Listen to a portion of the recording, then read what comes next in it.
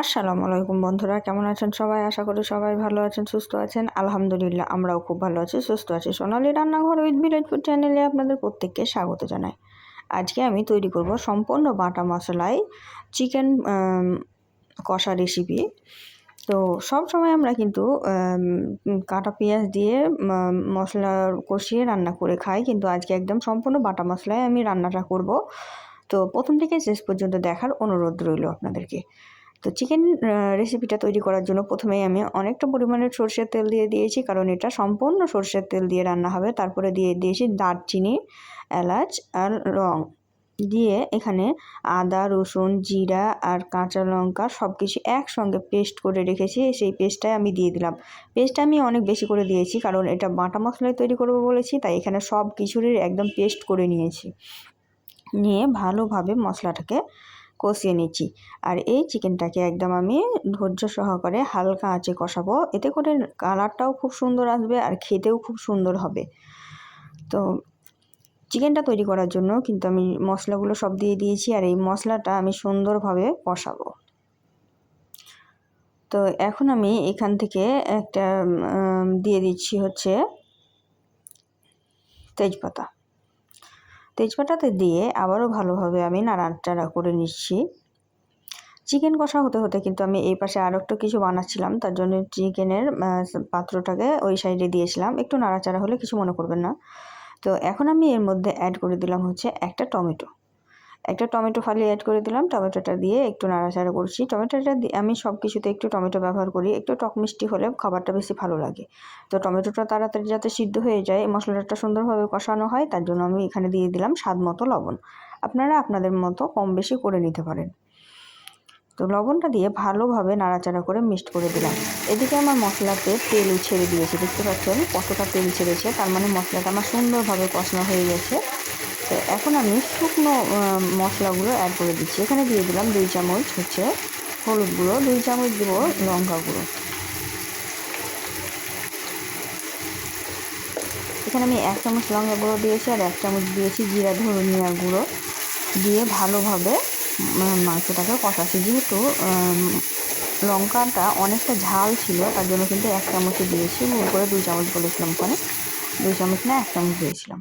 দিয়ে মশলাটা ভালোভাবে যাতে কষানো হয়, তলায় যাতে লেগে না যায়, তার জন্য একটু জল অ্যাড করে দিলাম। দিয়ে আবারও আমি সময় নিয়ে মশলাটাকে কষিয়ে নেব।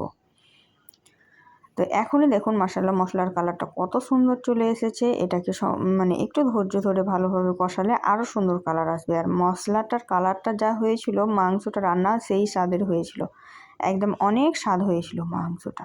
তো একবার হলেও বন্ধুরা এভাবে রান্না করে দেখবেন, খুব টেস্টি হয়, খুব কম মশলায় খুব সুন্দর রান্না হয়। তো দেখুন মশলা কিন্তু ভালোভাবে আমার কষানো হয়ে গেছে, ওপর থেকে তেল ছেড়ে দিয়েছে। একটু ভালোভাবে দেখেন তাহলে বুঝতে পারবেন। আর এই মশলাটা আমি আরেকটু কষা করব, যেহেতু একদম তেলটা উপর থেকে ভালোভাবে ছেড়ে দেবে, তাতে করে মশলার কালারটাও খুব সুন্দর হবে আর মাংস কষানোর সময় কিন্তু খুব সুন্দর একটা ফ্লেভার আসবে। তার জন্য আমি ভালোভাবে কষিয়ে নিচ্ছি। তো বন্ধুরা, যারা আমার সব সময় পাশে থাকো, সব সময় বিনা স্বার্থে আমার ভিডিওগুলো দেখো, তোমাদেরকে কিন্তু অসংখ্য ধন্যবাদ। তোমাদের ভালোবাসাতেই এত দূর এগোতে পেরেছি। আর আমি চিকেনটাকে কিন্তু আগে থেকেই ধুয়ে পরিষ্কার করে রেখে দিয়েছিলাম জল ঝরতে।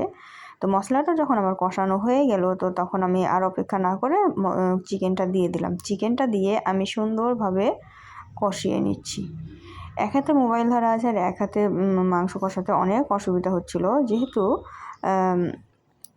কড়াইটা ছিল ননস্টিকের, নাচানাচি করছিল, তার জন্য অসুবিধা হচ্ছিল। তবুও কিন্তু আমি একা হাতেই কিন্তু মিক্সড করে নিয়ে আমি পাশের চুলায় বসিয়ে দেবো, কারণ এদিকে আমার সেদিন তৈরি হচ্ছিল কুলচা তৈরি হচ্ছিল, আর এদিকে চিকেন কষা। তো চিকেন কষাটা আমার দেখুন আমি কিন্তু ঢাকা দিয়ে হালকা আঁচে ভালোভাবে কষিয়ে নিচ্ছি। আর চিকেন থেকেই কতটা জল বেরিয়েছে দেখুন। এই জলটা যতক্ষণ না শুকিয়ে যাবে ততক্ষণ পর্যন্ত আমি কষাবো, ততক্ষণ পর্যন্ত কিন্তু আমি কোনো ওরকম এক্সট্রা জল ব্যবহার করব না। তো চিকেনটাকে আগে ভালোভাবে কষিয়ে নেব, তারপরেই কিন্তু আমি জলটা ব্যবহার করব। তো চিকেনটাকে আমি সুন্দরভাবে কষিয়ে নিয়েছি, আর কত সুন্দর কালার এসেছে দেখুন। আর এখন আমি কিন্তু এখানে জলটা ব্যবহার করব, যেহেতু চিকেনটা সুন্দরভাবে কষানো হয়ে গেছে। তো একটু জল ব্যবহার না করলে কিন্তু আমাকে ভালো লাগে না, তাই আমি একটু জল ব্যবহার করব, অল্প পরিমাণে জল ব্যবহার করব, যাতে করে চিকেনটা সুন্দরভাবে কষানো হয়ে যাবে আর হবে, মানে চিকেনটা সিদ্ধ হবে আর খেতেও খুব মজা হবে।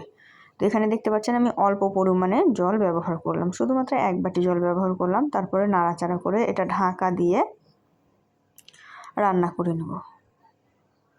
তো চিকেনটা আমি নাড়াচাড়া করে ঢাকা দিয়ে দিলাম, একদম ভালোভাবে জলটা যখন টেনে নেবে, ভালোভাবে কষানো হয়ে যাবে, তারপরে আপনাদেরকে দেখাচ্ছি যে এটা কেমন হয়েছিল।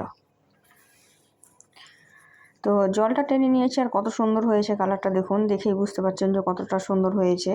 তো এভাবে একবার হলেও চিকেন রান্না করে দেখবেন, সবাই কিন্তু আঙুল চেটে পুটে খাবে।